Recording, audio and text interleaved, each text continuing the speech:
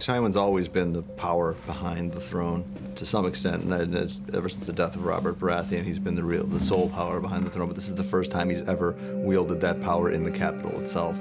And so, like the CEO that he is coming to run the company that he runs, he wants to show people exactly who's boss, and he wants to put people off their guard, and he wants to give them kind of a contest between all the players of his council to see who sits where, and I think the way in which they react to it tells him and tells us a lot about who they are. You know, all the small council members recognize that Tywin is the true power, and they all want to be seated as close as possible to the true power. So Littlefinger, because he's the most ambitious, and to shove his way to the front and grab the seat closest to Tywin. And Varys is kind of, you know, rolling his eyes about that, but he's not surprised because that's Littlefinger. And, you know, from Varys' perspective, it's okay. Like, Littlefinger can sit closest to Tywin. And Pycelle, you know, just wants to keep on keeping on. You know, he's the Grand Maester. He wants to survive. And then Cersei comes in, and Cersei is just not gonna abide by these rules, you know. So she sees the chair set up, and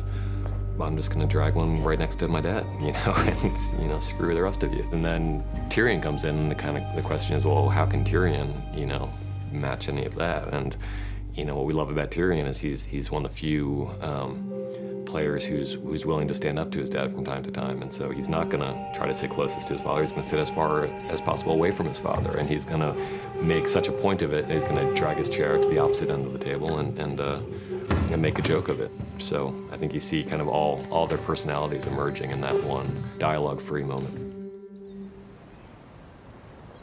I have dragons. I'll give you one. I vetrasko te pozliwas me zadrize. You will win the throne with dragons, not slaves, Your Grace. Khaleesi, please. Dany has her lovable side, but she's also ruthless, and she's also fiercely ambitious. And it's not even like a Littlefinger-style ambition where she's trying to climb, you know, the social ladder. It's almost like a Joan of Arc kind of ambition where she feels like she has this almost divine mission, and nothing's going to prevent her from achieving it.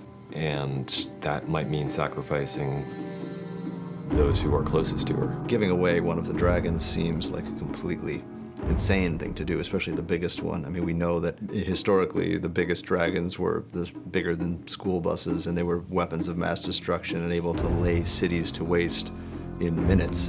And no matter how big and effective your army of 8,000 soldiers is, they're taking even a small city is going to be kind of a dangerous prospect for them. And the idea that she's going to give away what they see as her real future for a chance at a small army now seems insane to them.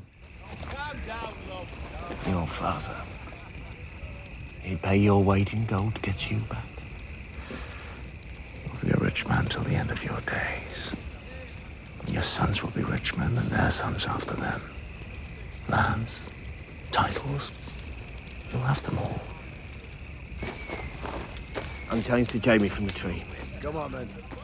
One of the reasons he's so arrogant is that he was a prodigy, not just that he is the scion of the wealthiest family in Westeros, and which would probably lead to some degree of arrogance, but also he was better at sword fighting than almost anyone alive, and became the youngest member of the Kingsguard, and was a legendary fighter and champion. And so even if people hated him, they had to respect him because he was really good at what he did.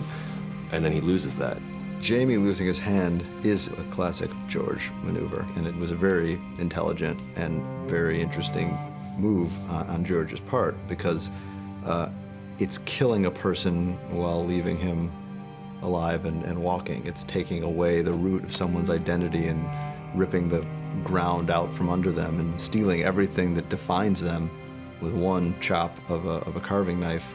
Locke, you know, just sees this arrogant man who's just, everything has always come easily for him, and he's always expected that, you know, if he gets into trouble, his father will bail him out, and he doesn't want to just kill him. He wants him to be aware that life doesn't always work out that way for most people, and now for you, Jaime Lannister. So just as Ned's beheading was a complete shock, I think Jaime's behanding comes out of the blue, and you just don't see it coming until it happens.